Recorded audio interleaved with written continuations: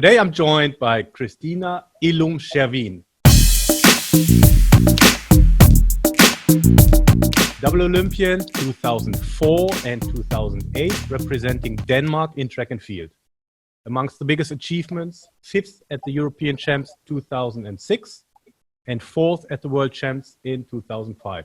Welcome, Christina. Thank you. Christina, what brings a Danish person to the US? A long story, but I came to the US on a scholarship for track and field. It's a way Europeans can come here and go to school, get free education and good coaching. So I came in 2000. I got my bachelor's degree, and then I stayed. I got married, had kids, and I'm still here in 2019. Okay, cool. So you started your athletic career not in the US, but then since 2000 you were training in the US and qualified for the Olympics 2004 and 2008. So what was your darkest moment as an athlete? Oh, I think there's a lot of dark moments as an athlete. It's not as easy as it sounds for anybody. You see the good moments, right? You don't see all the hard work.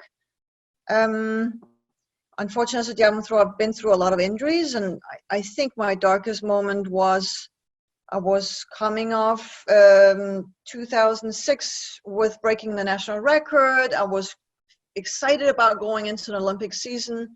And then in 2017, I hurt my shoulder, and I knew something was wrong. I had MRI, doctors look at it, and they couldn't see anything specifically wrong. They said you should just heal, but I can't. And then rehab, and I tried, but I couldn't break through the pain, and so I had a second opinion. And in January 2018, I was diagnosed with a rotator cuff tear, and that's a hard injury to get back from fast, because I didn't have a lot of time, so I had no option. I had surgery in January, and I had 8 months going into the Olympics. And if anybody knows about rotator cuff surgery, that's almost impossible in time. So that was really hard for me. The hard thing, and what makes the Olympics special, it's every 4 years. But if your timing isn't right, you kind of screw it up. And at that time, I was 32, so I knew it was my last Olympics, and that was my time to shine. And unfortunately, I missed it, and that was tough. I still competed, but I wasn't at the level I wanted to be at. But I had a lot of people question and said I should pull out. But I felt like if I wasn't there, then I would have no chance. So I felt like, and I was hoping I could pull one out. It just takes one throw, but I fought my hardest, and I just wasn't ready. I didn't have enough time. And how did you recover from that moment? It's hard to say because of the timing. I had planned I was going to retire, so I did retire after that. I kept rehabbing and making sure that my shoulder was healthy. But what I feel like I moved into coaching, and what I bring to those kids is that I always try to make sure my kids advocate for themselves and question things. And if they feel something is not right, it's probably not right, and they should seek second opinions. And you know what I mean? Just keep fighting for themselves sometimes. And from what I understand, if I understand correctly, your rotator cuff tear was not diagnosed from the beginning, so you were... Yeah, they said they couldn't see it on the MRI, so they said, oh, maybe you have something called a slap tear. So it's a labrum tear, and those does not always need surgery. And because it was an Olympic year, we were hoping not to have to do surgery. But the pain was unbearable. I had a rotator cuff tear, and I couldn't break through it, even though I was rehabbing really hard. So the only option was surgery at that time. And then, out of interest, how did you train around it? You just try to really get the area super strong. The problem is when you have a tear in the shoulder isn't sitting in the right spot. So it's not loose, but it's not functioning correct. So that leads to pain and more like a slap tear. So the labrum is sitting on top, and if that's broken, the bone goes into the top and it hurts. So a lot of people with labrum tears, they have pain up over the top when they throw. And I can deal with pain, but rotator cuff tear is unbearable. It's like you throw and you literally want to throw yourself to the ground, and then I can't get the repetition that I need. You can only go through it for so long. I actually got hurt before I qualified for the Olympics. So I did qualify with a hurt shoulder because I knew, it's better to do it now. I was in great shape. I was doing really well. So I still qualified with a hurt shoulder, but you can only continue so long. You know what I mean? A lot of athletes with shoulder injuries get cortisone shots or painkillers or whatnot, but this was just beyond that. I needed to have it repaired. Yeah. Okay. And that was my question. I imagine if the pain is so unbearable, you have to reduce the training volume drastically. Mm-hmm. And then I don't get the volume that I need for the long throws. It's like you're on a fine line when you're competing at Olympic level. It's such a fine line. You have to be 2% undertrained than overtrained. If you're overtrained, you're in trouble. So it's just a fine line that you're always functioning at. It's just, if you want to compete with the best, you got to be right there. And sometimes it's just, you push it too much. Yeah. Mine happened in a throw, though. It was in a competition and in a bad throw, and it's a lot of force coming down the runway, running as fast as you can, stick down your left leg, and then you throw. And that's just a lot of force on the body. And if your technique is a little off, stuff like that happens, unfortunately. I believe that. What was your best moment? Without a doubt, my World Championships in 2005. I came in ranked about top 20 in the world. So I was like thinking maybe I can make the final if I have a good day. I came in, I had broke my national record right before, so I knew I was in great shape. Qualifying, I hit a good throw, I made it to finals. And in the final, everything just peaked. It's the thing every athlete dream of when everything comes together at the same time. And I broke my national record again in the final, and I finished fourth. And most people, when they are fourth, they're not happy, but it was unexpected for me. And at that moment, it was amazing. The winner broke the world record. Number two broke the European record. It's just everybody were just really doing well that day. It was a good day for throwing. And what did you learn from that moment? How has it influenced your life? I think I realized in that competition that I was capable of a lot more than I thought I was. I think as an athlete, we always struggle with, am I good enough? Can I really compete with these amazing athletes? I don't know. I've always been the most talented athlete in the world. But I have this will to not wanting to lose. I'm a good competitor. So that taught me that I can be in the top and compete with the top. So that was an eye-opening moment for me, for sure. And you're in coaching now, right? So you're coaching athletes. Mm-hmm. How do you give that to your athletes? Because confidence and struggling with confidence is something athletes have, especially developing athletes, right? Yeah. Questioning, will I ever be good enough? It's hard, but it's like I coached the University of Oregon for 6 years. I'm no longer there because I moved to the East Coast, but I've coached a lot of good college athletes, and part of coaching is not just coaching. I'm literally turning into their friend, their mom, you know what I mean, their confidant. I really try to build them up as not just an athlete, as a person. And if I have someone who thinks they're not good enough, I really try and show them how good they actually are and how talented they are. You don't go to Division I track program unless you are something special. And right now I'm coaching high school. It's the same thing. It's just at a different level. It's really important for me to always make sure the athlete have confidence in themselves and they believe that they're capable of much more than they believe they can. And how do you specifically do that? As an example, how do you show someone how good he or she is? I use a lot of video to show them, because often it's hard to visualize what they're actually doing. I point out to them, this is what you're really good at. This is where your strength is. You excel in this. And then I said something that may not be as good. I say, listen, this is your room for improvement. If you can improve this, you can do so much. Technically, certain things can help them improve 5 meters. And if you improve 5 meters, you are, in a completely different league.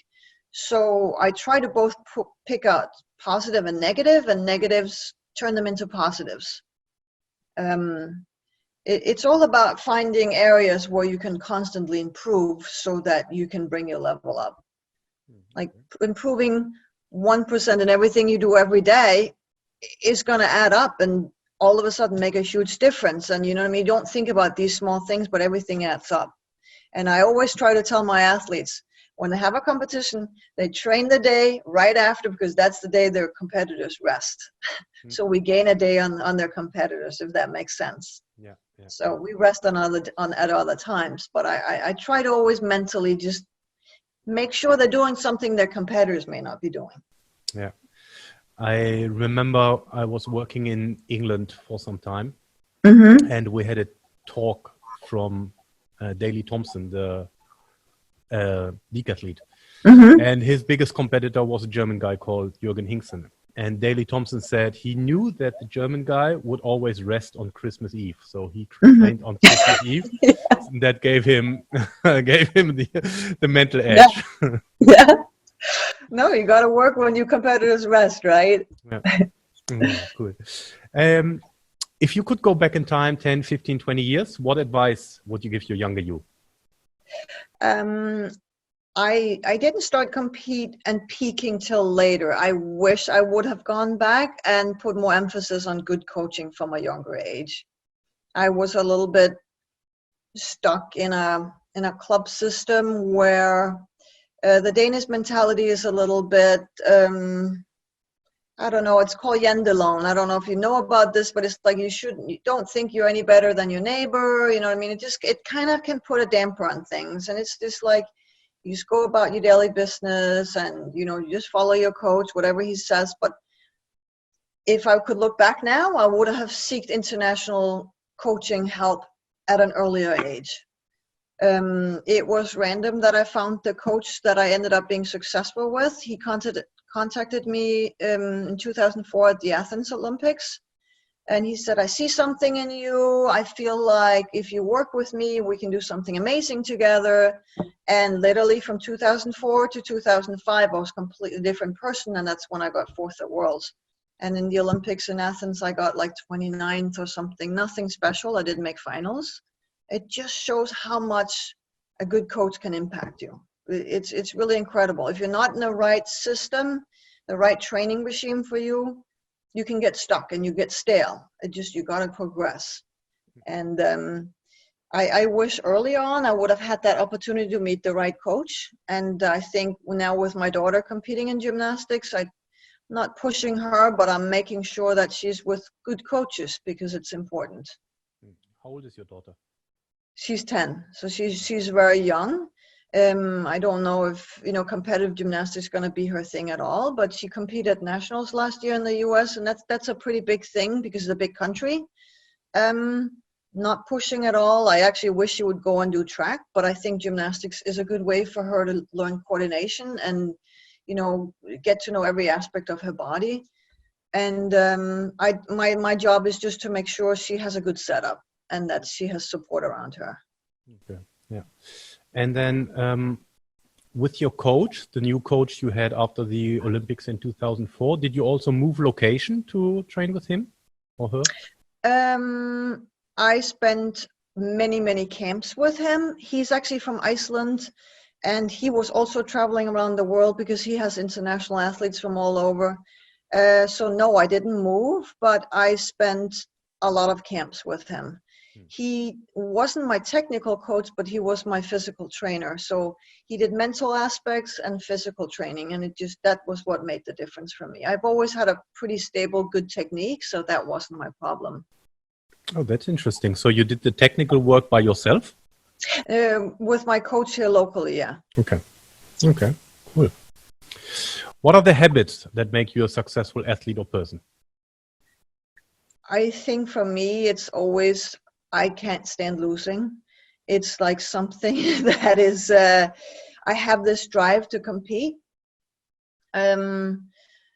And that's unfortunately hard to teach someone. I've struggled to compete, to teach that to some of my athletes. yeah, I've just been lucky to be given that. I'm just like, I don't like losing, and I'm going pretty far not to lose in terms of like my will to compete and like to, you know, push myself. And then I always feel like if you're well prepared, you have a bigger chance of luck following you. So I usually say luck follow the well prepared.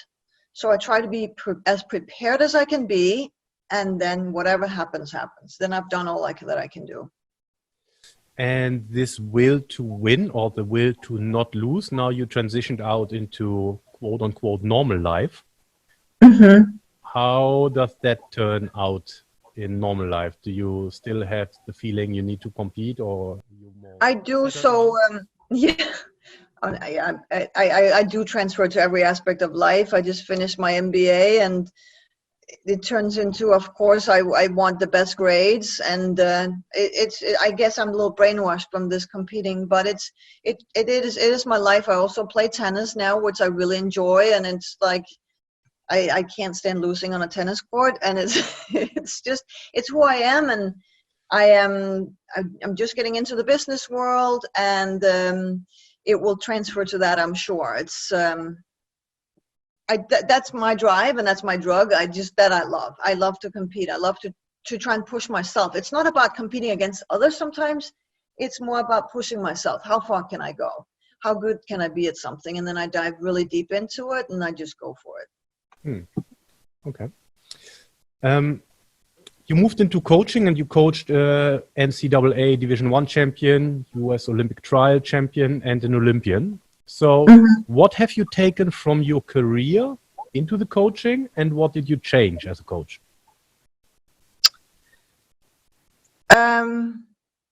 Repeat that one more time, please. From your own athletic career, what have you taken over into your coaching, and what did you change? I have taken a lot of things. I'm trying to think, because I don't coach my athletes the way I would coach myself. I always individualize it. So I don't try to make every athlete a mini me, because that's not what it's about. I always cater to the individual athlete and to their strengths and weaknesses. But when I coach someone, it's like I see coaching as is an aspect of three things. So it's like there's a mental part, there's a technical part, and a physical part. So I have built a lot of that in the same way that like you can control technique and mental parts when you're in a competition as much as you can physical. So always make sure physically they're very, very fit. That's the most important thing. So because if you're in a competition and mentally not feeling well, or technically your technique falls apart, you always have the physical part you can fall back on. So like it's like you have these three things that's really important to actually peak. That's the way you peak. So that's something I really have brought on to my athletes. I've taught them that it's three things you really need to be very good at, and it's three important things, but certain things are harder to control than others. But when the three things come together, that's when you really peak. I don't like, what other aspects have I like brought on? I don't know. I just really try to take every athlete as an individual and just really like work with them. They're young kids when I have them. When I get a college athlete, they moved away from their parents, and in the US, without offending anybody, hopefully they're not as mature as European kids. So they really need to be nurtured much more than a European young adult at 20, 21.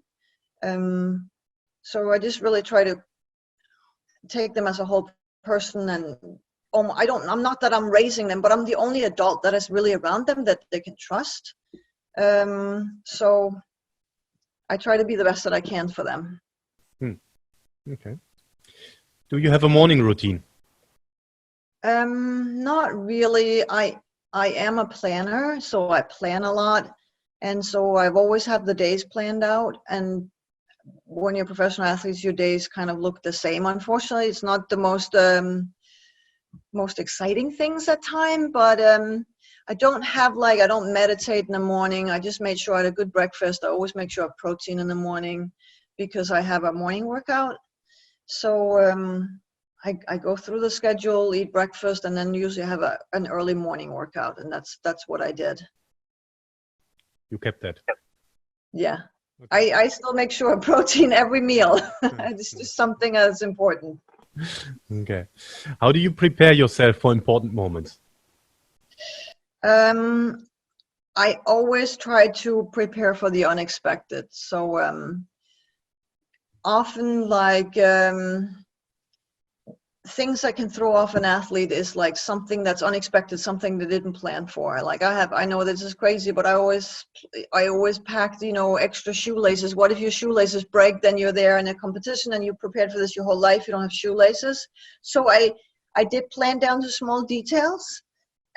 Because then when something happens, I'm prepared, or like in my mind, I saw, this travel, you have a connecting flight. If you miss it, don't panic, because, you're prepared for it mentally. It can happen. So it's just, I always try to really prepare for the unexpected, because then when the unexpected does happen, you're mentally okay with that. Okay, cool. And, so the sport of javelin, let me think how I phrase that. There's a very short period of time where you have in competition, I mean, from the run-up until you throw the javelin, right? There's a very short moment in time. So you need to be spot on the moment. How do you prepare for that? What I really want to get at is, let's think about the marathon that has been broken recently. You have a bad start, you can always make up later. Yeah. I assume in the javelin, if you have a bad start, there's probably the rest will be messed up as well. So how do you make sure you're spot on when it matters? It's a matter of visualization and having just gone over it enough times. You have, in javelin, you have 60 seconds. There's a clock starting. So if you start wrong and you don't hit your mark, yes, you can run back, but usually it's just too late, because you have 60 seconds to perform your throw, and that usually is not a good idea. So it's just a matter of having done it enough times that it's just so automatic in your body that you don't think about it. It's not like when young athletes start out, they count their steps. When you're a professional athlete, you don't count. It's just in your backbone. You just know that now you're going to withdraw your arm. Now you're going to throw. You have a mark, of course, but it's just, your body just knows what it has to do. And if there's something technically you want to work at, I think I used to only think at one thing at a time, because otherwise it will become too clouded. So when you're on the runway and getting ready, you can think about one thing. But at the big moments, the big meets, I honestly just thought about, competing in that moment. It's not about small details. The work is done. Your body knows, the muscle memory is there. It knows what it has to do. You just go out and focus on actually competing. Okay, good. How do you overcome setbacks? A lot of talking personally, I just talked a lot with my coach. It's a lot of, you have to have someone to talk to. I have never really used sports psychologists as much as other people I know have. But I had a great coach that I really could, talk to a lot. And then we would just set up a plan for how to recover and how to get back on track. It's like, that's the most important thing. You got to have a plan on how to get back on track again. Setbacks happens all the time in track, and I'm sure in any other sports. It's just, that's part of it. You're training right on the fine line, and setbacks happens for one of other reasons, and it's just a matter of adjusting. And I think athletes are very good at that, adjusting for setbacks and unexpected things, and that they adjust, and they adjust very well. Okay. Who's your role model and why? So it's actually funny, because one role model that I've looked up to a lot, both now that I'm done with sports and who I did mid-career, is a tennis player called Caroline Wozniacki.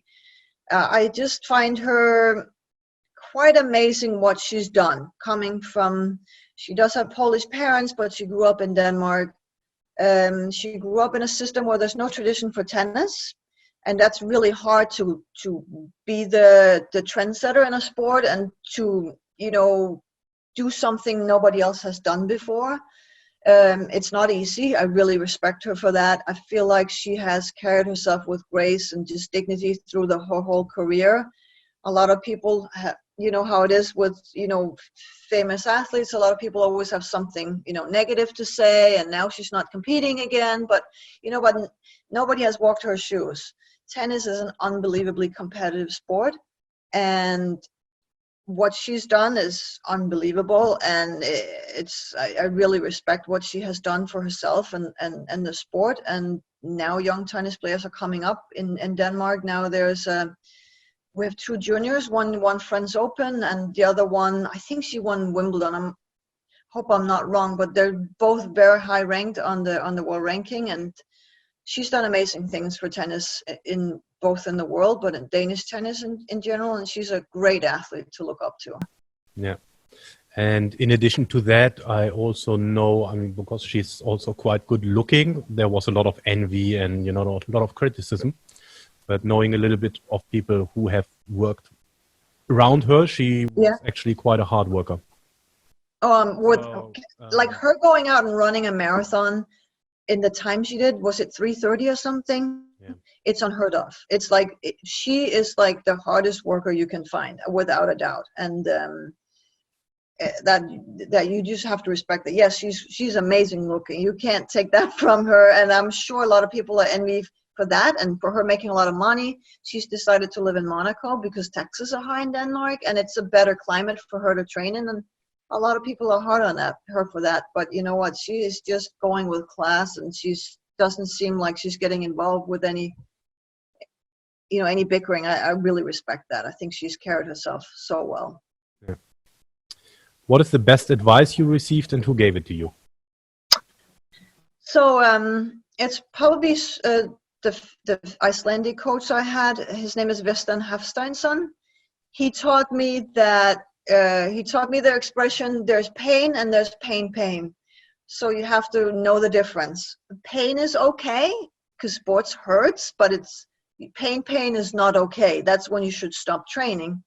So it's something that I really have brought to my athletes, because it's so hard to figure out, when is the time you should slow down? When is the time you can keep pushing? It's the fine line we're talking about. And he taught me this expression. He always said, Christina, do you have pain or do you have pain? And so it was so simple, but it was an easier way for us to communicate in some ways. We knew that when it was pain, it was time to stop, cut it off, and, seek treatment or recover. And sometimes pain is, I'm not talking about injured pain. I'm talking about like physical pain from hard training. Sometimes that's okay to work through. Like pushing and training is really hard. It's just hard work. There's nothing easy about it. But that's also what you have to learn to kind of enjoy and just work your way through. Mm. Yeah, there's also a difference between pain and discomfort, and not everyone knows that difference. Yeah, that's very true. How did a typical training day look like in the life of a professional javelin thrower? So I had about 11 sessions a week. So I would typically train Monday through Friday, 2 sessions. I would do technical session in the morning. I would throw something, and I would have something in my hand every day. So I'd usually throw in the morning, and then I would go home, recover, eat some lunch, and then I would go back out again. I would either do conditioning or lifting. I lifted, depending on the season, 3 to 4 times a week. And then at night I would have massage, treatment. Then on the weekend I just had 1 session because it was a high intensity session. So I needed to have a little bit more rest around that session. And that's really how the weeks and months just went, and it becomes a habit. It's like you're going to work. I did some of my best training was when I was in Los Angeles training at UCLA. It was beautiful surroundings, and I really enjoyed every bit of it. When you're in it, of course, it's hard, but looking back, it's like, wow, that was really amazing. I can't believe I was so fortunate train in Los Angeles under, beautiful circumstances. And it's just something I look back at and just feel very fortunate about. It's a great job. Cool. Do you want to nominate someone to be interviewed? So I thought about it a lot, and I thought I wanted to nominate my roommate from the Olympics. Her name is Henriette Engel. She's a world champion in canoe, and she is such a hard worker as well, and she's just the most wonderful girl, and I think you would enjoy talking to her. Oh, that's cool. We reach out to her. Yeah. Where can people find you? I really don't have like a website or anything. I'm not very good at that. I would tell people to reach out to me on LinkedIn. That would be great. I'm not because I'm trying to transition away from coaching. I'm trying to transition into the business world. I am actually starting a job in January doing business strategy for a company. So that's something I really am looking forward to. I'm hoping I can bring some of my experience from the sports world into the business world. So I'm excited about that. Yeah, with all your strength on planning, that should be working out well, right? Planning, determination, and putting things into practice. That should work well. Yeah. Okay. Yeah, cool. Thanks for your time. No worries. I'm really interested to hear how your business venture will turn out. Okay, thank you. We'll connect in a few years again and then see where you ended up. All right. Thanks for your time. Thank you so much. Thank you. Okay, bye.